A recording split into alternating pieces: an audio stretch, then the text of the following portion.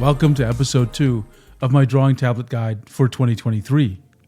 The brand of your drawing tablet will fundamentally affect your experience. However, there are just too many brands out there. A brand represents a set of promises to its customers, and it represents a set of expectations that customers have about that brand. Let's make sense of these drawing tablet brands and clarify those promises and those expectations. To help frame this discussion, I'm going to talk about Toyota Motor Corporation. Toyota Motor Corporation has two brands of cars. Toyota, a brand that promises affordability and reliability, and Lexus, a premium brand that promises luxury and refinement. The difference between these two brands shows up in everything Toyota Motor Corporation does: advertising, sales, and servicing, etc. And in every case, Toyota wants you to think about them as two completely unrelated brands. As an example, go to the Lexus.com website and then try searching for the word Toyota. There are literally 0 results. This is a landscape of drawing tablet brands. I have not included all the brands, but I have included those that you are most likely to encounter. I've ordered them from left to right. The ordering represents my willingness to recommend that brand. As we go to the left, I am more willing to recommend. As we go to the right, I am less willing to recommend. Just as with Toyota and Lexus, we see the same thing happen with drawing tablet brands. There are only 3 companies that own 7 of the drawing tablet brands I listed. A business called Wacom has one tablet brand, also called Wacom. The business called Huion has 3 separate tablet brands. Huion, a brand that is a flagship brand and a budget brand. Gaomon, a budget brand. And Artisul. Huion acquired Artisul as part of their acquisition of UC Logic, I think back in 2019. Then we have the business called Hanban Yuji, which owns 3 distinct brands also. There's Yuji, which is a flagship brand, but really, this is more of a flagship brand in the Chinese market and not, for example, in the North American market.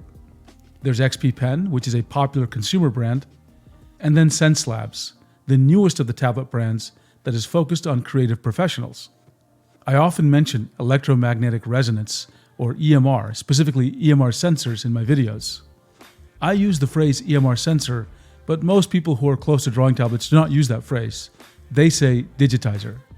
And what you're seeing right here is the EMR sensor, the digitizer, for a specific tablet, the Wacom One Small CTL 472. Now that you know what a digitizer is, and you know the relationship between business and brand, you can see that the same 3 companies I mentioned earlier supply the digitizers for those 7 different tablet brands. In other words, some of these tablet brands share the same exact technology, or at least the same family of technology. Let me share what goes into my overall thinking when I evaluate any brand. Most of these items will not surprise you. Audience is all about who the target customer is, consumers or professionals. With portfolio, I'm interested in the size of the portfolio, the number of tablets. Do their tablets address all of the audiences? Are the tablets available at different price ranges? And are they offered in a variety of sizes? Later we'll see that a bigger portfolio is not always better. Then, of course, is the core technology. This has a lot to do with the EMR sensor and the pen. The details of the technology and how it impacts that drawing experience is something that I will cover in a later video. You want a tablet brand that produces good, stable drivers. And you also want to make sure they're going to update the drivers as needed. And of course, we want reliability. We want to buy a tablet and be assured that it's going to last a very long time. Then we get to 2 aspects of a brand that rarely get the attention they deserve. The first is customer support. Part of the customer promise of any brand is that if you need help, they will help you. That is the role of customer support. You want a brand that has a customer support team that is knowledgeable and timely in their responses. You need them to be very helpful because at some point you will need their help. Another underappreciated aspect, one that is rarely discussed, is the role of community. What this means is you want to pick a brand that has lots of users of their products. In a later video, I'll talk more about community, and how you can get the most out of it. But let me summarize it now like this. These days, most people do not get help by calling customer support or by reading documentation. Instead, they get help and they learn by asking other users. It is in your best interest that the brand you pick has a large community and one that is highly engaged, meaning they're online and they're answering questions. For now, let's return to my landscape of drawing tablets. To get right to the point, there are only 3 brands that I currently recommend for you to explore. These are Wacom, Huion, and XP-Pen. I'll talk about each of these 3 brands in greater detail later in this video. But here's a summary of why I recommend these brands as opposed to all the others. First, Wacom is an easy recommendation. I always call them my safe choice. They score high in all those dimensions I talked about earlier. Huion and XP-Pen are doing well across some of those dimensions, but they are trailing Wacom in other dimensions. Their customer support trails Wacom a little bit, but it is getting better, and certainly I think they are better than the other non-Wacom brands. And importantly, they have a large community of users that are online and can help you. For example, I see many of them on Reddit, on the subreddits for both Huion and XP-Pen. Then we have this middle bucket that contains these 4 brands. So you know that Huion, the company, owns the brands Huion, Gaomon, and Artisol, and you know that Hanvan UG owns the brands XP-Pen, UG, and SenseLabs. So you are probably wondering why these 4 brands sit slightly to the right of Huion and XP-Pen in my landscape. Even though they share technology with Huion and XP-Pen, with one exception, they seem to all struggle a lot with customer support. And then all 4 of them have very small communities. So if you do have problems or questions with their products, I just don't think there are that many people out there who can help you. SenseLabs is the exception here when dealing with customer support. Because even though they do have a tiny online community, based on my observations, they have a very strong customer support team. The other reason I put SenseLabs in this category is really they are just a very new brand. I do have several SenseLabs products. I would say now I just need more time with their products. I also need to see more people share their experience with those products before I formulate a clear opinion. Parblo and Vic are 2 tablet brands that really I don't have much information about. I don't see that they have a great customer support story, and I don't see that they have a large community. And I certainly do not know who makes their digitizers. So overall, these are massive unknowns, and I cannot recommend them for that reason. Then we have the everyone else bucket. I am not going to name any specific brands in this bucket, but everything I've seen tells me that these products are awful. These brands tend to score low in all those dimensions I talked about before: technology, drivers, customer support, and community. So no matter how inexpensive the tablets are and how tempting it is for you to buy one, please avoid tablets in this category. I said I would talk in more depth about Wacom, Huion, and XP-Pen. So I will start with Wacom. No discussion about drawing tablets can happen without making reference to Wacom. Wacom is just so dominant in this space that their products really are the standard by which we judge other drawing tablets. Wacom has a very long history with drawing tablets. They were founded in 1983, so they are now 40 years in the business, and they are pioneers in the space. Wacom brought EMR technology to drawing tablets. I often use the phrase the safe choice when I talk about Wacom's products, but let me be clear. Even though the vast majority of their tablets are excellent, there have been some tablets they released, some of them very recently, that I have been extremely dissatisfied with. I'll talk about those tablets very soon in this video. In terms of core technology, Wacom is still clearly ahead of the other brands, but especially for the tablets and pens of their professional series, those are really excellent, and I consider them the best tablets ever made. What you get is a really great drawing experience. I know I am being a little mysterious when I say Wacom has a technological edge over its competitors, and I will cover that topic more deeply in the next video. We'll talk about what those differences are and to what extent they even matter. And honestly, if you're doing creative tasks, some of those differences will really not be visible to you. Here is a brief overview of the Wacom portfolio. I divide their portfolio into 3 segments: professional, upper-end consumer, and lower-end consumer. Overall, the tablets in these segments are very good and some are excellent. There are a few cases where there are some real problems. We'll get to them soon. Let's start with their professional series, the Intuos Pro and the Cintiq Pro. These are the best drawing tablets ever made. I have no hesitation in saying that. There are just a few fundamental criticisms that I can level at their professional series of tablets. Number 1, they are very expensive. And in terms of the Cintiq Pro, those are crazy expensive. Number 2, the Cintiq Pro models sometimes have excessive fan noise. That's it. Those are the fundamental criticisms. The Cintiq Pro models have been refreshed over the past 2 years. Wacom has been adding some really interesting features. For example, now the latest Cintiq Pro models feature a 120Hz refresh rate, and they also have professional grade color. Now, I don't know about professional needs for color, so I can't comment on how valuable those features are. But for those of you who are working in industries where color is a big thing, then the Cintiq Pro models are really your only option for pen displays. The Intuos Pro models that are currently available were introduced in 2017 and 2019. And despite their age, again, they are still the best pen tablets ever made.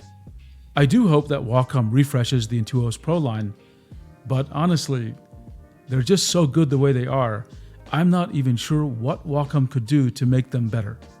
In the middle segment, we have 2 series of tablets, Intuos and Cintiq.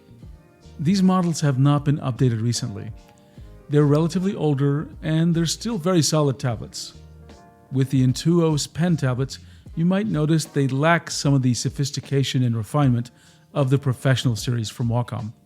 For example, the Intuos pen tablets don't feel as premium, and their pen, for me at least, doesn't feel as good to hold.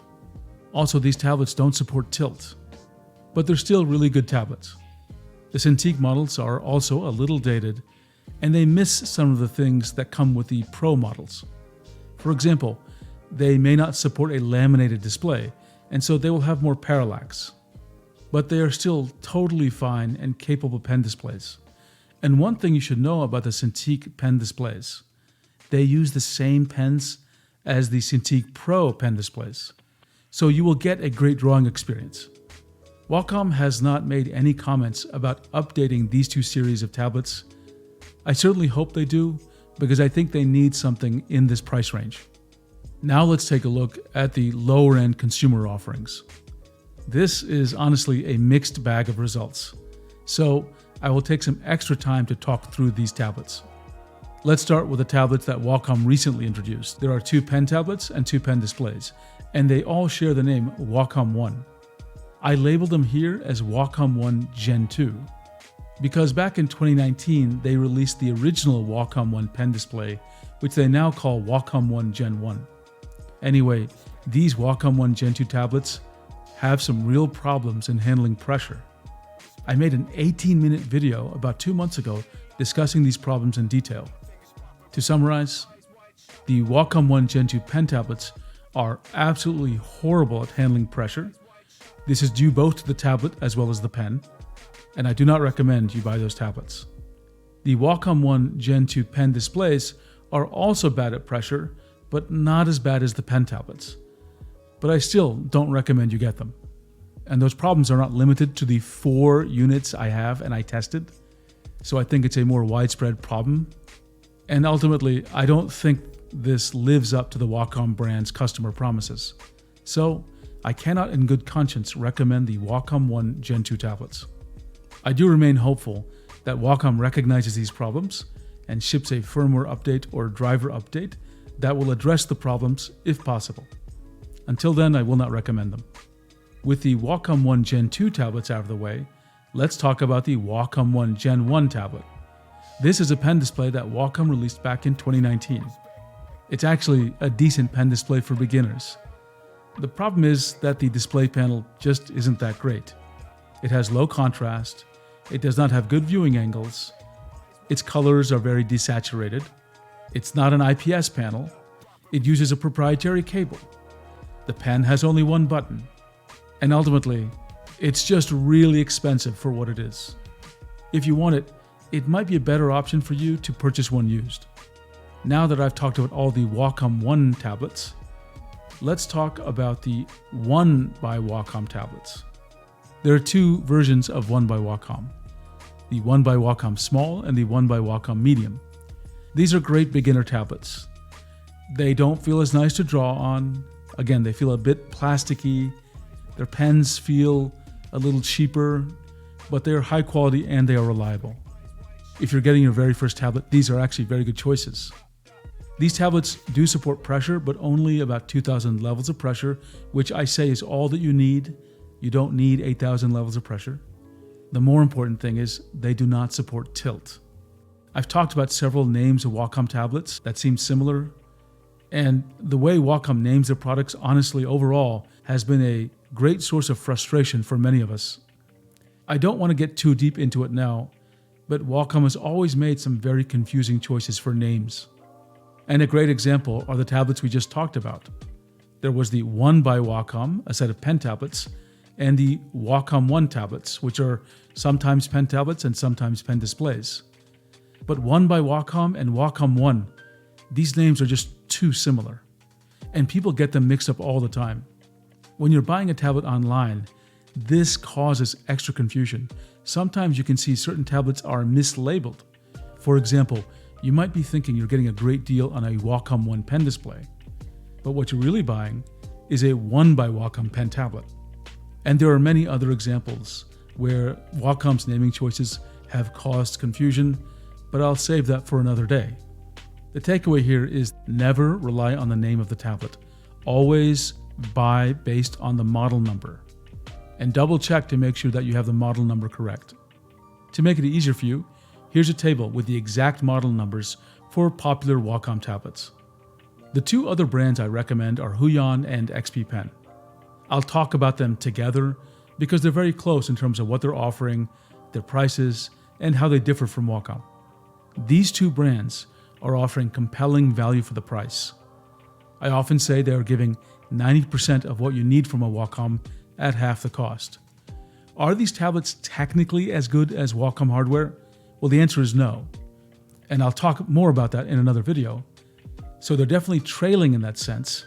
But honestly, if you're using a tablet for creative tasks like drawing, painting, or sketching, then in many ways you probably won't even notice some of the ways that they are trailing behind Wacom's tech. Or even if you notice it, there might even be things you can do in the driver or application which would mitigate some of the things that you do notice. For example, some of these issues you can mitigate by adjusting pressure curves or by turning on brush smoothing. So I do think that Huion and XP-Pen make tablets that are viable alternatives to Wacom. Not every tablet they make is great, but some certainly are very good.